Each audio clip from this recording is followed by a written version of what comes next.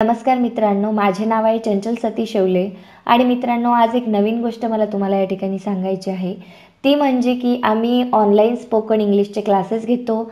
खूप सारे स्टुडंट्स, व्यावसायिक, खूप साऱ्या महिला आमच्याकडून इंग्लिश शिकून जात आहेत.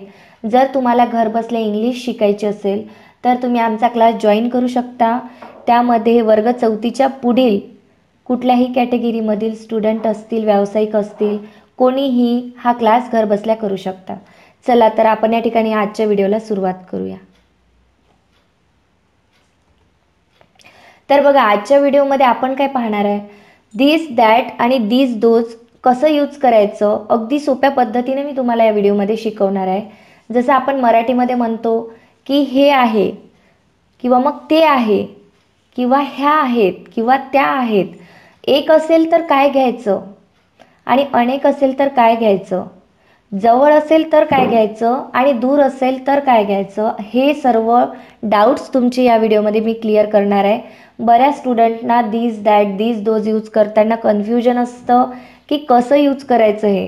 चला आपण व्हिडिओला सुरुवात करूया. बघा या ठिकाणी धिस इज आणि दॅट इज. धिस इजचं मिनिंग होतं की हे आहे. जर तुमच्या आजूबाजूनं काही वस्तू आहे पण ती एकच असली पाहिजे, जर आपल्याला सांगायचं आहे एकच वस्तू आहे तर आपण धिस इज यूज करू शकतो. हे आहे असं आपल्याला म्हणायचं असेल त्यावेळी. आणि जर एखादी वस्तू आपल्यापासून दूर अंतरावर आहे, जसं आपण मराठीमध्ये म्हणतो ते आहे, त्यावेळेस आपल्याला यूज करावं लागेल दॅट इज. तर बघा या ठिकाणी धिस इजचा यूज करताना एखादी व्यक्ती, वस्तू, पक्षी व प्राणी जवळ असेल आणि एकच असेल तर आपल्याला धिस इज यूज करायचं आहे. आणि एखादी व्यक्ती, वस्तू, प्राणी दूर असेल आणि ते एकच असेल त्यावेळी आपल्याला दॅट इजचं यूज करायचं आहे. मित्रांनो बघा, पॉझिटिव्ह सेंटेन्स आपण या ठिकाणी बघत आहे. तर आपल्याला जर म्हणायचं असेल की हा मुलगा आहे, माझ्या जवळ आहे आजूबाजूने, तर मी काय म्हणणार आहे, this is a boy. This is a boy. आणि तो जर दूर असेल, दूरची व्यक्ती मला दाखवायची आहे पण ती एकच आहे, त्यावेळी मी काय म्हणणार आहे, that is a boy. Next example आहे आपलं, हा फॅन आहे, माझ्या जवळपास आहे, तर मी काय म्हणणार आहे, this is a fan. This is a fan. पण जर फॅन दूर आहे आणि मला असं म्हणायचं आहे की तो फॅन आहे, तर मी काय म्हणणार आहे, दॅट इज अ फॅन. बघा, ही गाय आहे, जवळ आहे, this is a cow. This is a cow. आणि दूर असेल तर मी काय म्हणणार आहे, दॅट इज अ काऊ. हा हत्ती आहे, धिस इज ॲन एलिफंट. जवळ आहे माझ्या, एकच आहे, धिस इज ॲन एलिफंट. आणि तो हत्ती आहे, दूरचा हत्ती मला दाखवायचा आहे, दूर आहे, दॅट इज ॲन एलिफंट. एकच आहे. बघा, ही बॅग आहे किंवा आपण असं म्हणतो ही माझी बॅग आहे, तर आपण काय म्हणणार आहे, धिस इज अ बॅग. आणि जर तुम्हाला म्हणायचं असेल ही माझी बॅग आहे तर तुम्ही म्हणणार आहे, धिस इज माय बॅग. आणि दूर असेल आणि तुम्हाला म्हणायचं आहे ती बॅग आहे, त्यावेळी तुम्ही म्हणणार आहे, दॅट इज अ बॅग. किंवा ती माझी बॅग आहे, दॅट इज माय बॅग. अशा पद्धतीनं तुम्हाला धिस इज आणि दॅट इज यूज करायचं आहे. कंपॅरिझनमध्ये ज्यावेळी तुम्ही अभ्यास करता किंवा लक्षात ठेवता, तुमच्या चांगल्या लक्षात राहतं आणि ते तुम्ही कधीच विसरत नाही. बघा, जसं मी म्हटलं की हे आहे, तसं आपण कधी कधी काय म्हणतो, हे नाही आहे, है ना, ही माझी बॅग नाही आहे किंवा हा माझा पेन नाही आहे, हा मोबाईल नाही आहे, हा टॅब नाही आहे. मग आपण ते कसं म्हणणार आहे. जर आपल्याला म्हणायचं असेल, इथे एक्झाम्पलसाठी घेतलं आहे मी, निगेटिव्ह आपण बनवणार आहे आता, ज्याच्यामध्ये नॉट असतं त्याला आपण निगेटिव्ह असं म्हणतो. ही बाग नाही, this is not a garden. आणि जर मला म्हणायचं असेल ती बाग नाही, दूर आहे आणि जी बाग नाही आहे दुसरं काहीतरी आहे, आपण सांगत आहे कोणाला तरी की ती बाग नाही आहे, तर मग काय म्हणणार आहे आपण, that is not a garden. ही सायकल नाही, this is not a cycle. आणि ती सायकल नाही असं म्हणायचं असेल तुम्हाला तर that is not a cycle.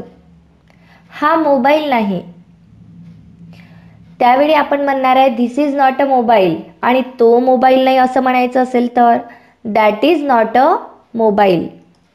बघा, मी तुम्हाला लवकर लक्षात यावं यासाठी कंपॅरिझनमध्ये सेंटेन्सेस घेतले आहेत. हा ताजमहाल नाही, तुम्ही म्हणणार आहे this is not the Taj Mahal. आणि ज्यावेळी तुम्हाला म्हणायचं असेल की तो ताजमहाल नाही, that is not the Taj Mahal. बघा, हा बैल नाही, this is not an ox, this is not an ox. आता या ठिकाणी ॲन का बरं आलं, किंवा हे ताजमहाल होतं त्यावेळी द का बरं आलं, हे सर्व तुम्हाला समजून घ्यायचं असेल तर आर्टिकलचा व्हिडिओ जरूर पहा, त्यामध्ये हे सर्व डाऊट तुमचे क्लिअर होतील.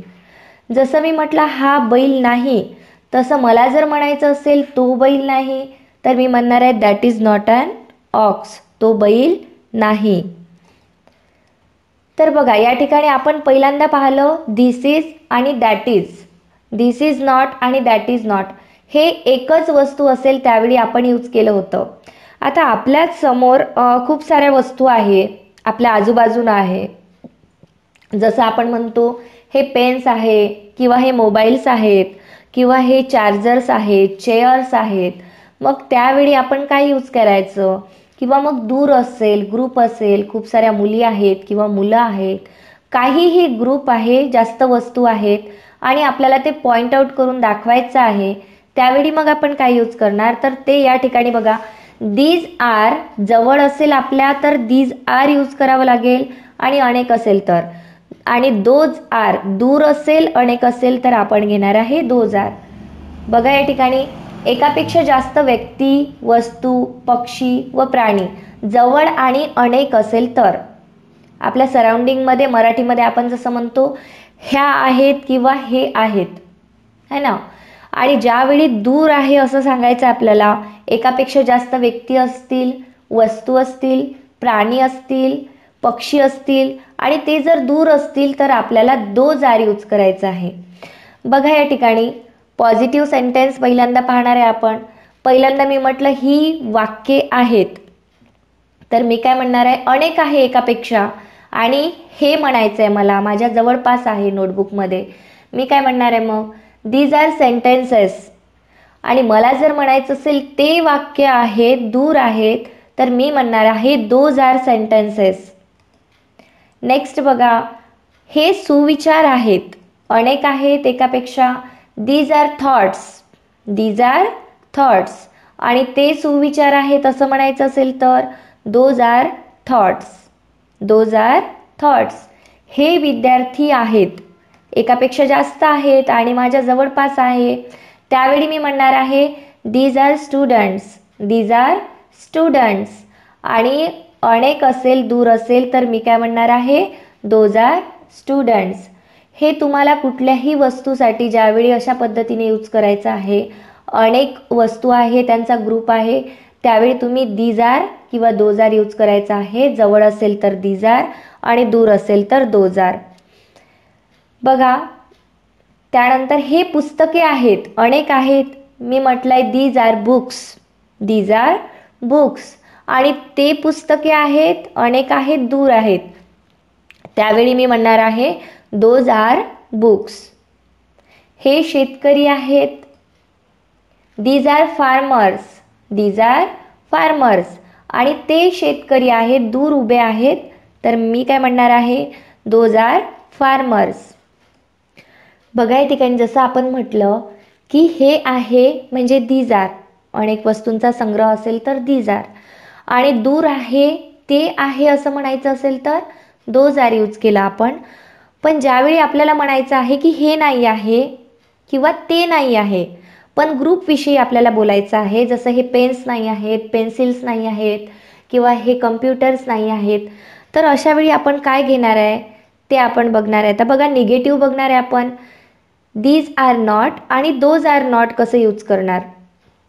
पहिलं सेंटेन्स घेतलंय मी, हे माणसे नाहीत, तर आपण म्हणणार आहे these are not men, these are not main.